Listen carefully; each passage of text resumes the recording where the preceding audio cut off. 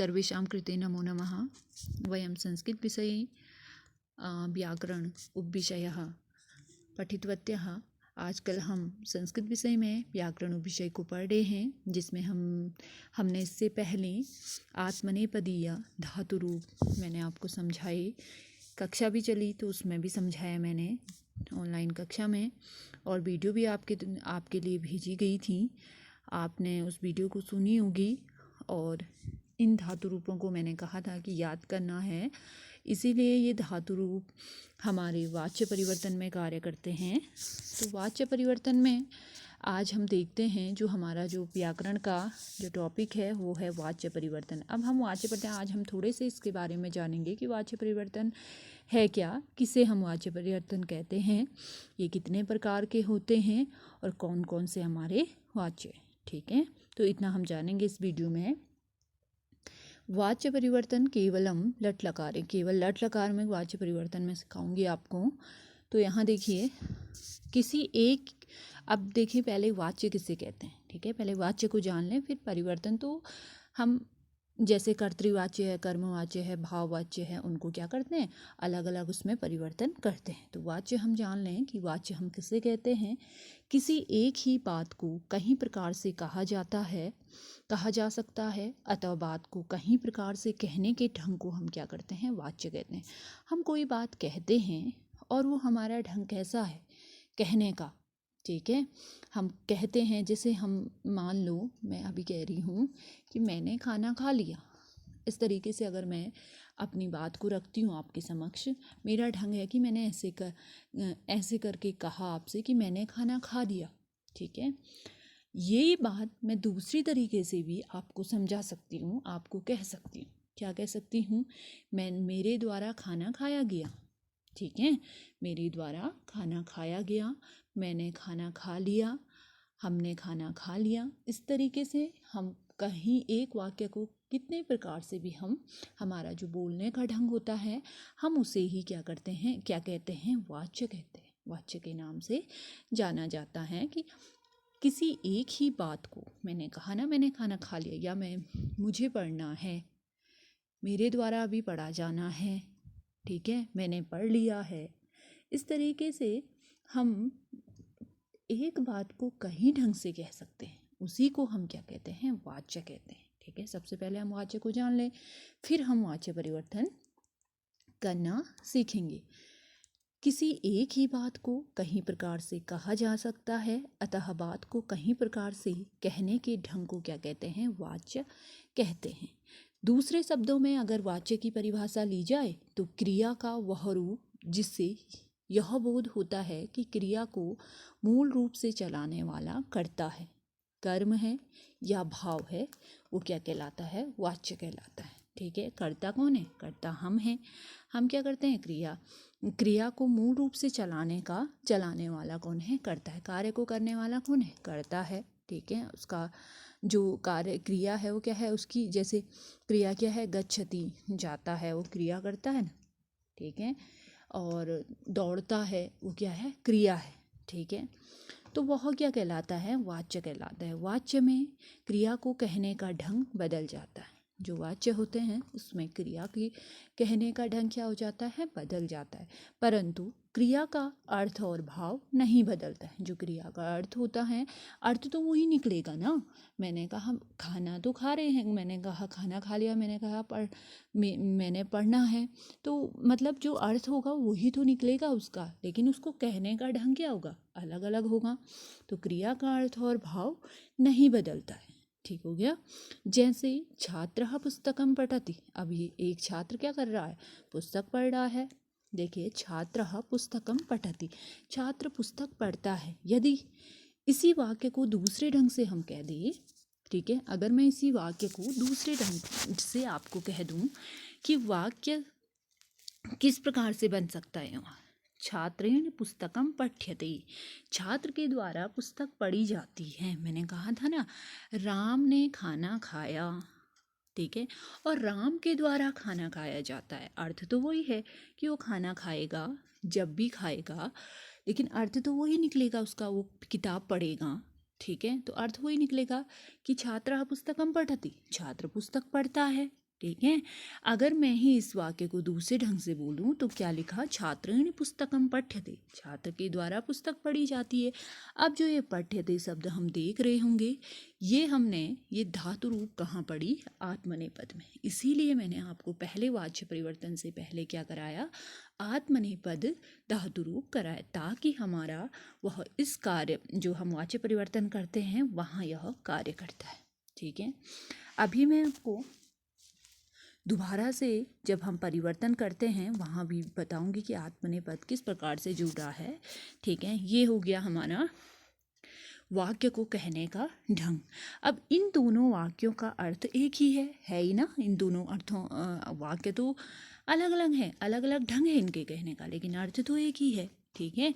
यहाँ पर पहले वाक्य में पठति क्रिया का, दूसरे वाक्य में पठ्यते, एक में पठति पढ़ता है, दूसरे में पढ़ी जाती है। ठीक है। दोनों का अर्थ एक ही है, पढ़ना ही है ना, लेकिन उसके कहने का ढंग क्या है, अलग है। परंतु वाक्य के अर्थ एवं भाव में कोई परिवर्तन नहीं है, इसके अर्थ में भी नहीं और कोई भाव में भी कोई परिवर्तन नहीं है, बस उसके कहने के ढंग में क्या है, वो परिवर्तित हो गया है। ठीक है। अब देखिए वाच्य के भेद। अभी तक हमने वाच्य के बारे में समझा, किसे हम वाच्य कहते हैं, किस प्रकार से कहने का ढंग, जो हम अपनी बातें करते हैं उसको कहने का जो ढंग होता है उसी को हम क्या कहते हैं, कई प्रकार से उसको कहने के ढंग को ही हम क्या कहते हैं, वाच्य कहते हैं। अब देखिए वाच्य के भेद। सबसे पहले हम वाच्य के भेद देखेंगे कि वाच्य के कितने भेद होते हैं। संस्कृत भाषा में वाच्य के 3 भेद होते हैं। हम ध्यान रहे कि जो संस्कृत भाषा होती है उसमें वाच्य के कितने भेद होते हैं, 3 भेद होते हैं। कौन कौन से होते हैं, कर्तृवाच्य, कर्मवाच्य और भाववाच्य। ये 3 भेद हैं। अब इनको समझना हमारे लिए बहुत ज़रूरी है कि ये तीनों भेद किस प्रकार से चलते हैं। ठीक है। तो सबसे पहले देखेंगे ये वाच्य है और वाच्य के 3 भेद हैं, कर्तृवाच्य, कर्मवाच्य और भाववाच्य।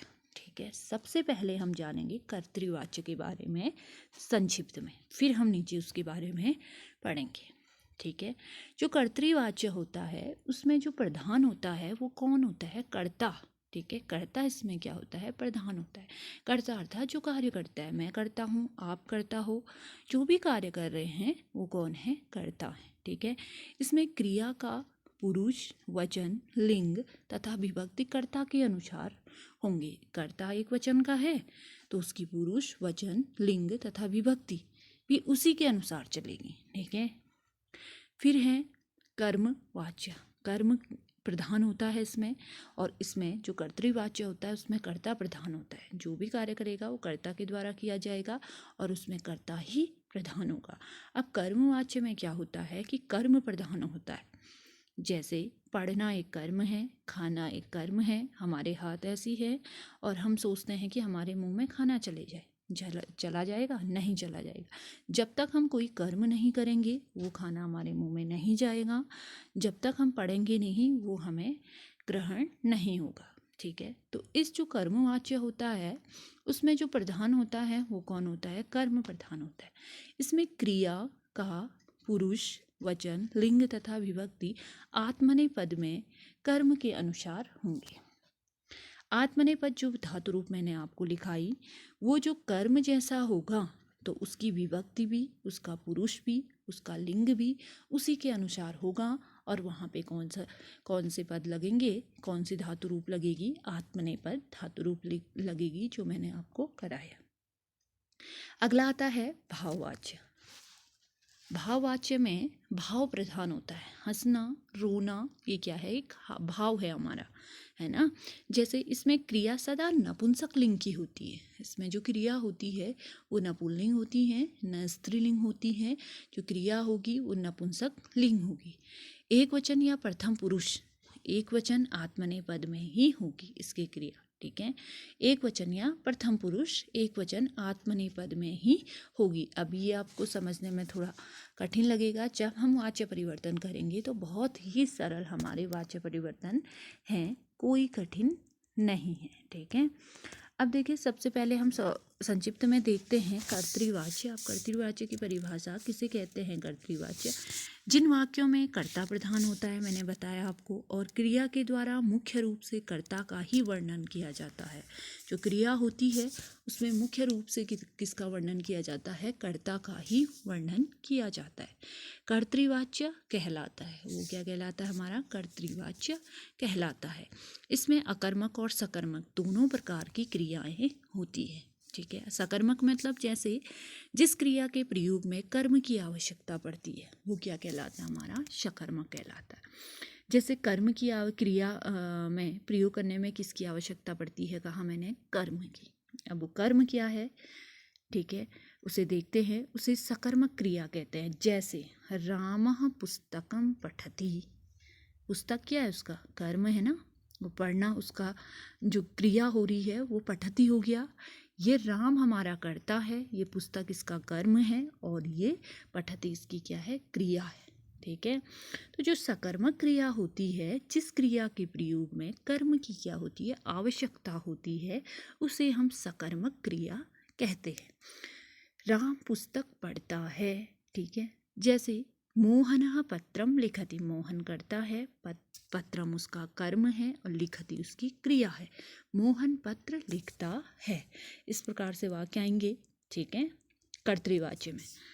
यहाँ पर पुस्तक तथा पत्रम क्या है? कर्म है, जैसे मैंने आपको बताया। अतः उपयुक्त दोनों उदाहरण किसके हैं? सकर्मक क्रिया के हैं।